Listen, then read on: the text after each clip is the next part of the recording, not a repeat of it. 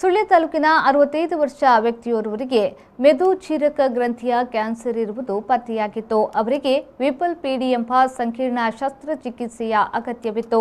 ಅವರಿಗೆ ನಗರದ ಎಜೆ ಆಸ್ಪತ್ರೆಯಲ್ಲಿ ಕರಾವಳಿ ಕರ್ನಾಟಕದ ಮೊದಲನೆಯ ಯಶಸ್ವಿ ರೋಬೋಟಿಕ್ ವಿಪಲ್ ಶಸ್ತ್ರಚಿಕಿತ್ಸೆ ನಡೆಸಲಾಗಿದೆ. ಇದು ಬಹು ಅಂಗಾಂಗಗಳನ್ನು ತೆಗೆಯುವ ಪುನರ್ ನಿರ್ಮಾಣದ ಪ್ರಕ್ರಿಯೆಯನ್ನು ಒಳಗೊಂಡಿರುತ್ತದೆ. ಅತ್ಯಾಧುನಿಕ ರೋಬೋಟ್ನೊಂದಿಗೆ ಎಜೆ ಆಸ್ಪತ್ರೆಯ ಗ್ಯಾಸ್ಟ್ರೋ ಆಂಕೋ ಸರ್ಜನ್ಗಳಾದ ಡಾಕ್ಟರ್ ರೋಹನ್ ಶೆಟ್ಟಿ ಮತ್ತು ಡಾಕ್ಟರ್ ಅಶ್ವಿನ್ ಆಳ್ವಾ ಅವರು ಈ ಶಸ್ತ್ರಚಿಕಿತ್ಸೆಯನ್ನು ಯಶಸ್ವಿಯಾಗಿ ಮಾಡಿದ್ದಾರೆ.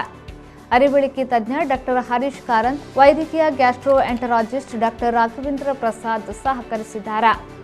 ರೋಗಿಯು ಯಾವುದೇ ತೊಂದರೆಗಳಿಲ್ಲದೆ ಶಸ್ತ್ರಚಿಕಿತ್ಸೆಯ ನಂತರ ಕೇವಲ 7 ದಿನಗಳ ಒಳಗಾಗಿ ಆಸ್ಪತ್ರೆಯಿಂದ ಮನೆಗೆ ತೆರಳಿದ್ದಾರೆ.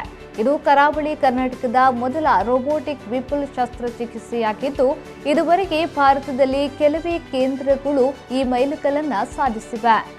ಎಜೆ ಆಸ್ಪತ್ರೆ ಮತ್ತು ಸಂಶೋಧನಾ ಕೇಂದ್ರವು ಕರಾವಳಿ ಕರ್ನಾಟಕದ ಜನರ ಪ್ರಯೋಜನಕ್ಕಾಗಿ ಭವಿಷ್ಯದಲ್ಲಿ ಇನ್ನೂ ಅನೇಕ ಸುಧಾರಿತ ಶಸ್ತ್ರಚಿಕಿತ್ಸೆಗಳನ್ನು ಮಾಡಲು ಬಯಸುತ್ತದೆ.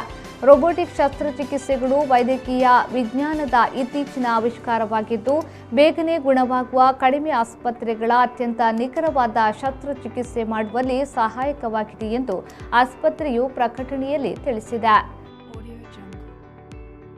ಬ್ಯೂರೋ ರಿಪೋರ್ಟ್, ವಿ4 news, Mangaluru. Join MHA or BHA. Admissions open for Masters of Hospital Administration 2 years full-time and Bachelors of Hospital Administration 3 years full-time courses for 2021-2022. Affiliated to Rajiv Gandhi University of Health Science. Eligibility criteria: